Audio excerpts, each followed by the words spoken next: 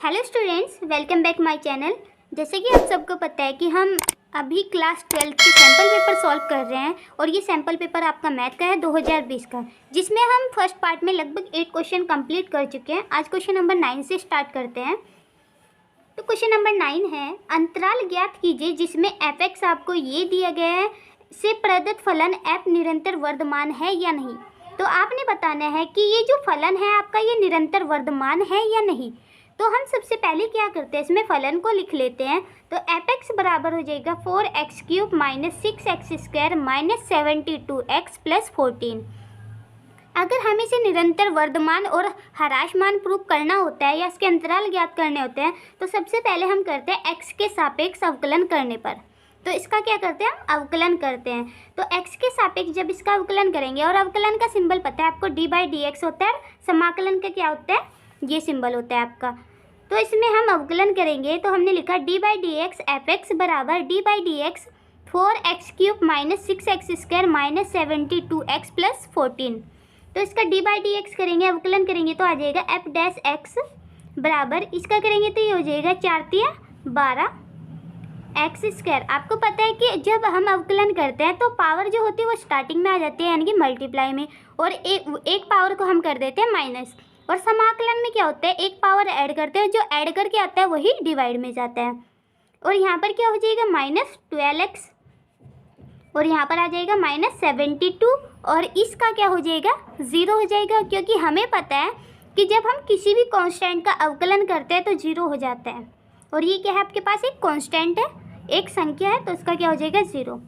अब ये हमारे पास आ चुकी है इक्वेशन।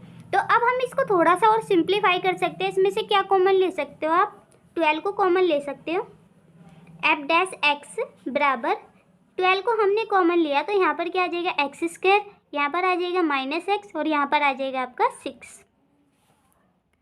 अब हमें अंतराल अगर ज्ञात करना है तो हम क्या करते हैं, f' को किसके इक्वल लेके चलते हैं, 0 के। f' की वैल्यू रखेंगे 12 x² - x - 6 बराबर 0। 12 0 में जाएगा, x² - x - 6 बराबर 0। अब हमें क्या करना है, ये एक आपके पास क्वाड्रिक इक्वेशन आ चुकी है, इसके फैक्टर करते हैं। तो यहाँ पर क्या है माइनस, इसके हमें ऐसे फैक्टर करने हैं कि माइनस करके तो आपका x आए, यानी कि 1 आए, और मल्टीप्लाई करके क्या है आपका 6 आए। यहाँ पर क्या है 1, और यहाँ पर क्या है 6। 6 की मल्टीप्लाई 1 के साथ करेंगे तो क्या आएगा 6, तो इसलिए मल्टीप्लाई करके क्या आना चाहिए 6। तो इसके ऐसे फैक्टर हो जाएंगे x² माइनस, तो यहाँ हो जाएगा 3x - x, और ये -6 बराबर 0। 3 इसकी मल्टीप्लाई इसके साथ करेंगे, सॉरी 2x, तो इसकी मल्टीप्लाई इसके साथ करेंगे तो क्या हो जाएगा 6, और इसमें से इसको माइनस करेंगे तो ये आ जाएगा आपके पास x² माइनस, इसको अलग अलग करेंगे 3x minus minus plus 2x - 6 बराबर 0। इसमें से कॉमन क्या आ रहा है आपका x - 3, इसमें से कॉमन आ रहा है 2x - 3। हमेशा याद रखना कि जब हम फैक्टर करते हैं तो ब्रैकेट में क्या आना चाहिए आपका, ये जो संख्या है ये बिल्कुल सेम आनी चाहिए, और बराबर 0। इसमें से कॉमन निकाल देते हैं इसको, x - 3 x + 2 बराबर 0। तो इसकी जो x की वैल्यू है वो आ जाएगी आपके पास x बराबर 3 और -2। तो x की वैल्यू हमारे पास 3 और -2 आई है। तो अंतराल को अगर हमें निकालना है तो हम क्या करेंगे, ये जो नंबर्स आए हैं हमारे पास इसे एक संख्या रेखा पर शो करेंगे। ये आपके पास क्या है, एक रेखा है, इधर क्या होता है -∞ होता है, और इधर क्या होता है +∞। ठीक है। अब देखिए यहाँ पर क्या है -2, तो यहाँ कहीं आपका क्या होगा -2, और यहाँ कहीं क्या होगा आपका 3 होगा, क्योंकि हम नेगेटिव से पॉजिटिव चलते हैं। आपने संख्या रेखा देखी होगी कि यहाँ पर सपोज मान लेते हैं 0 है, इधर 0 से पहले क्या आते हैं नेगेटिव नंबर होते हैं, और 0 के बाद क्या आते हैं पॉजिटिव नंबर्स आते हैं। सो इसलिए हमने इसको शो किया है। यहाँ पर हमने कहीं मान लिया कि 0 है हमारा, और इससे पहले क्या है आपका नेगेटिव, पहले -2 आया है, फिर कहीं जाके आपका -∞ होगा, हमें नहीं पता कितना होगा, तो इसलिए हमने -∞ शो किया है। ऐसे ही इधर किया हमने प्लस, हमारे पास कितना है 3, और पॉजिटिव कहाँ तक लेके गए +∞ तक लेकर गए। तो अंतराल जो आएंगे हमारे पास, अंतराल हो जाएंगे -∞ से -2, -2 से 3 और 3 से +∞। ये तो हमारे अंतराल आ चुके हैं। और जो कि इसने हमसे पूछा था अंतराल हमने निकाल लिए, लेकिन हमसे एक और क्वेश्चन पूछा गया है इसमें कि निरंतर वर्धमान, क्या पूछा गया है आपसे, निरंतर वर्धमान बताना है किन किन पॉइंटों पे होगा, किन किन अंतराल पे होगा। तो निरंतर वर्धमान चेक करते हैं एक टेबल के थ्रू। ये हमारे पास टेबल है, हमने टेबल बनाई है। टेबल के थ्रू बहुत इजी रहता है क्वेश्चन, उसकी प्रकृति बताना कि ये ह्रासमान है या वर्धमान है। तो हमें इसमें 3 कॉलम बनाने होते हैं। एक अंतराल है आपके पास, एक f' का चिन्ह होता है, दूसरा जो फलन है ये आपका इसकी प्रकृति होती है। तो देखो इक्वेशन को मैंने बैक साइड से लिख लिया है, जो हमने प्रूव करी थी, f' निकाला था जो हमने f'। तो इक्वेशन है आपके पास 12 ब्रैकेट में x² -x और -6, ठीक। तो अब हमें क्या करना है, इन दोनों के बीच का ऐसा नंबर यहाँ पर डालना है, कोई भी नंबर लिख सकते हो आप।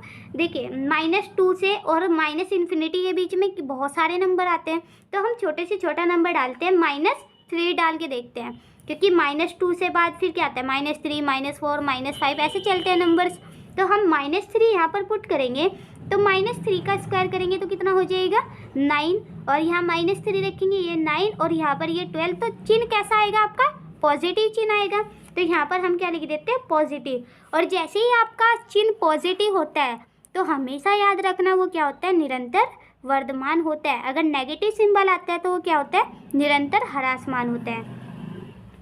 तो यहाँ आ जाएगा निरंतर वर्धमान, ठीक है। अब यहाँ पर क्या है आपके पास, -2 से 3, यानी कि इन दोनों के बीच में क्या आता है, -1, 0, 2, 1, 2 ये आता है। तो 1 को डाल के देखते हैं क्या चिन्ह आता है आपका। यहाँ पर 1 रखेंगे, 1 का स्क्वायर करेंगे तो 1 ही आएगा। यहाँ पर क्या आ जाएगा, -1, यानी कि आपकी नेगेटिव संख्या आने वाली है। तो हम यहाँ सिंबल क्या लिख देते हैं, माइनस आएगा आपका। और जैसे ये माइनस है तो हम लिखेंगे यहाँ पर निरंतर ह्रासमान। ऐसे ही इसके बीच की संख्या को डालते हैं, 4 डालते हैं, तो 4 क्या हो जाएगा, 16 हो जाएगा। यहाँ पर 4 और 4 और ये हो जाएगा 10, और इसमें से इसको लेस करेंगे तो यहाँ पर आ जाएगा आपका पॉजिटिव साइन आएगा। तो यहाँ पर क्या लिखेंगे, पॉजिटिव, और ये भी क्या हो जाएगा, निरंतर वर्धमान। और आपसे पूछा था कि किन किन अंतराल पे ये निरंतर वर्धमान होगा, तो हम लिख सकते हैं -∞ से -2 व 3 से +∞ अंतराल पर फलन निरंतर वर्धमान होगा या वर्धमान है। यही आपसे क्वेश्चन में पूछा गया था। ऐसे ही हम आगे देखते हैं कि क्वेश्चन आपको क्या दिया गया है, उसके अकॉर्डिंग उस क्वेश्चन को सॉल्व करते हैं। चलिए क्वेश्चन नंबर 10 सॉल्व करते हैं। नेक्स्ट क्वेश्चन है 10। इसमें दिया गया है integration sine tan inverse x divided by 1 + x² dx ज्ञात कीजिए। यानी कि आपको इसका आंसर बताना है क्या होगा, और ये कितने मार्क्स का है आपका, 2 मार्क्स का है। तो डिपेंड करता है कि क्वेश्चन कितने मार्क्स का है। अगर ये 2 नंबर का है तो ये बहुत ईजी क्वेश्चन होगा, अगर ये 4 नंबर का है तो इसे थोड़ा सा हार्ड क्वेश्चन होगा। तो चलिए इस क्वेश्चन को अटेंड करते हैं।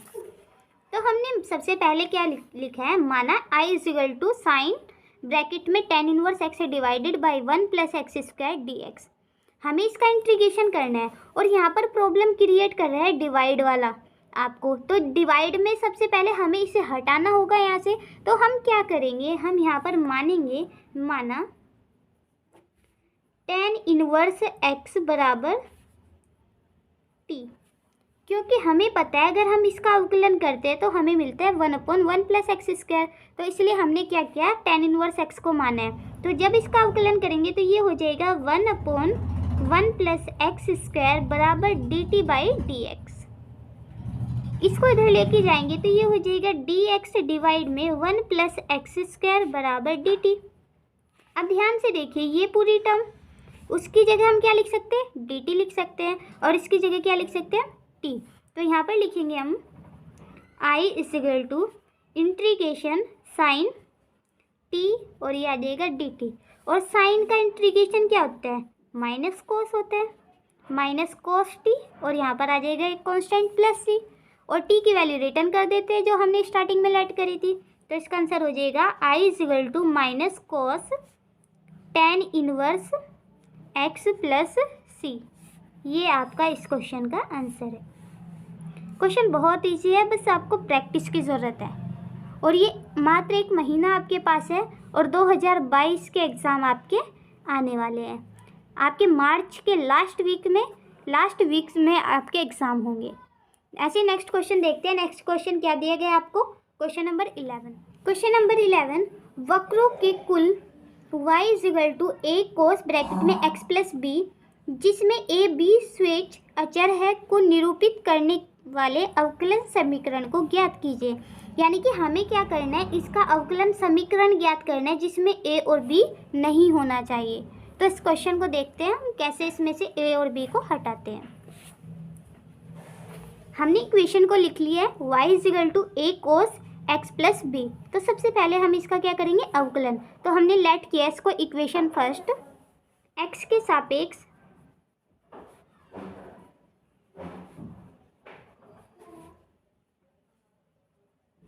अवकलन करने पर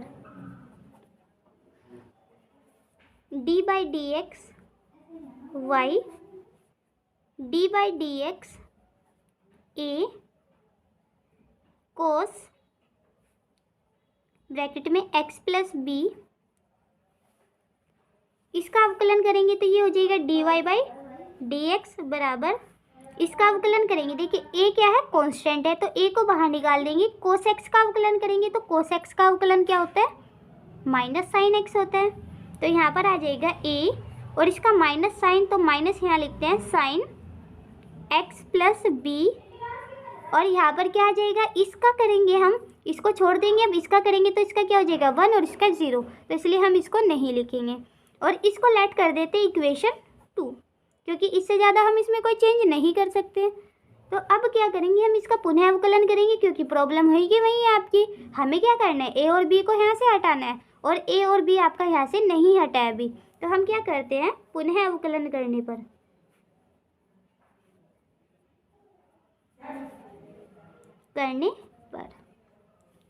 d by D x d Y by D x आ जाएगा, माइनस ए, इसको बाहर ही निकाल लेते हैं, और ये D by D X sine X plus B, इसका अवकलन करेंगे, डी और डी का स्क्वायर हो जाएगा, डी स्क्वायर वाई बाई ये हो जाएगा डी एक्स स्क्वायर बराबर माइनस ए, इसका अवकलन करेंगे तो इसका क्या हो जाएगा, कोस एक्स हो जाएगा, कॉस यहाँ पर ब्रैकेट में क्या है x प्लस बी, और इसका करेंगे 1 और इसका क्या हो जाएगा 0। तो अब देखिए इसे ध्यान से, ये क्या है आपके पास इक्वेशन फर्स्ट है और इस इक्वेशन फर्स्ट को हमने क्या लेट कर रखा है, देखो इस ये वैल्यू है आपके पास और इसकी वैल्यू क्या है y, तो इस वैल्यू को हम यहाँ पर रख सकते हैं। तो यहाँ पर क्या हो जाएगा आपके पास d square y by D x square बराबर माइनस वाई, और इस y को इधर लेके आएंगे तो ये हो जाएगा पॉजिटिव, यानी कि इसका आंसर आ जाएगा D Y by D x square, D square Y D x square, और ये हो जाएगा प्लस वाई बराबर 0। तो इसका जो आंसर होगा वो ये होगा। क्वेश्चन बहुत आसान है, बस आपने देखना है कि ये कैसे हुआ है। ऐसे नेक्स्ट क्वेश्चन देखते हैं आगे क्या दिया गया है आपको। क्वेश्चन नंबर 12, सदिशों i cap minus 2j cap plus 3k cap और 3i cap minus 2j cap plus k cap के बीच का कोण ज्ञात कीजिए। आपने क्या करना है, इसके बीच का कोण ज्ञात करना है, इन दोनों सदिशों के बीच का। तो आपको इसका फॉर्मूला याद होना चाहिए। तो चलिए इस क्वेश्चन को करते हैं। हमने क्या कर लिया, मान लिया है, माना ए वेक्टर बराबर ये है आपके पास और बी वेक्टर ये है, और हमें पता है कि अगर हमें इन दोनों सदिशों के बीच का कोण ज्ञात करना है तो उसका फॉर्मूला क्या होता है, ए वेक्टर डॉट बी वेक्टर बराबर ए वेक्टर का मॉडुलस बी वेक्टर का मॉडुलस और कॉस थीटा, ये आपका सूत्र होता है। तो हमें सबसे पहले क्या निकालना होगा, ए वेक्टर डॉट बी वेक्टर निकालना होगा और उसके बाद इसका मॉडुलस निकालना होगा ए वेक्टर का और बी वेक्टर का। तो सबसे पहले हम निकाल लेते हैं इनका मॉडुलस।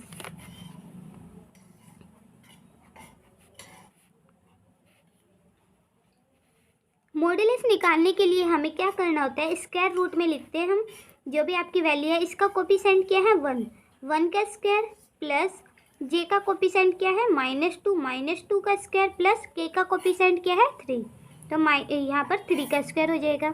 इसको सॉल्व करेंगे तो ये हो जाएगा 1, 4 एंड 9, 1 + 4 + 9। इसको सॉल्व करके क्या आया आपका ए वेक्टर मॉडुलस में 14। इसी प्रकार हम क्या करेंगे,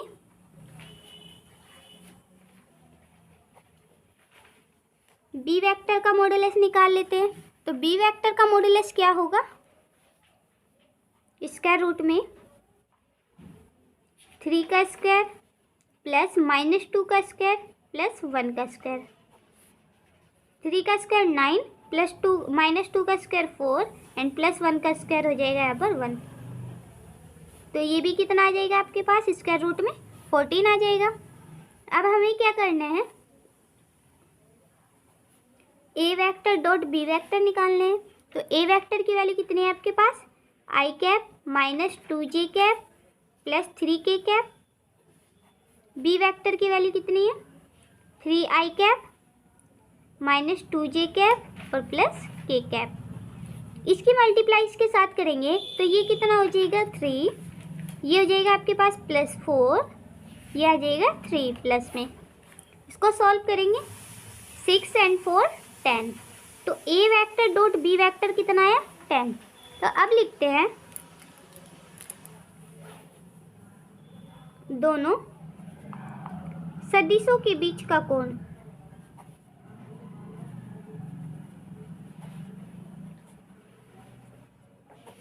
तो इसका फॉर्मूला हमें पता है, ए वेक्टर डॉट बी वेक्टर बराबर ए वेक्टर का मॉडुलस बी वेक्टर का मॉडुलस एंड cos थीटा। हमें किसको निकालना है, हमें एंगल निकालना है।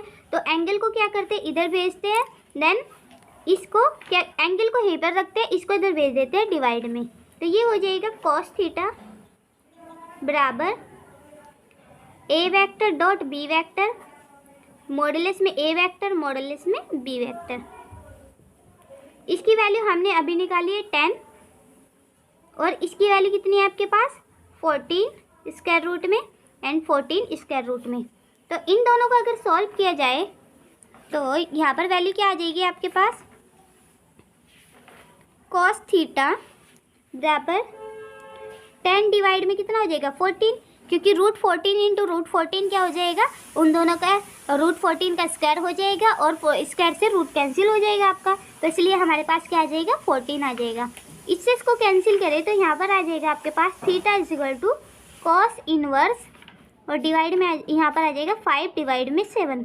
हमेशा याद रखना जब हम इधर से कोई संख्या इधर भेजेंगे, ये हमने cos इधर भेजा है तो ये डिवाइड में गया और डिवाइड से जब हम इसको ऊपर लेके जाते हैं वो कन्वर्ट किस में हो जाता है इनवर्स में। तो इसलिए हमारे पास एंगल कितना आया थीटा = cos इनवर्स 5/7। अगर आपको इसकी वैल्यू दी होगी यानी कि इस पूरी की वैल्यू दी होगी तो आप डायरेक्ट इसका मान रख देना, नहीं तो आप क्वेश्चन को यहाँ पर छोड़ सकते हैं। ये आपका आंसर है।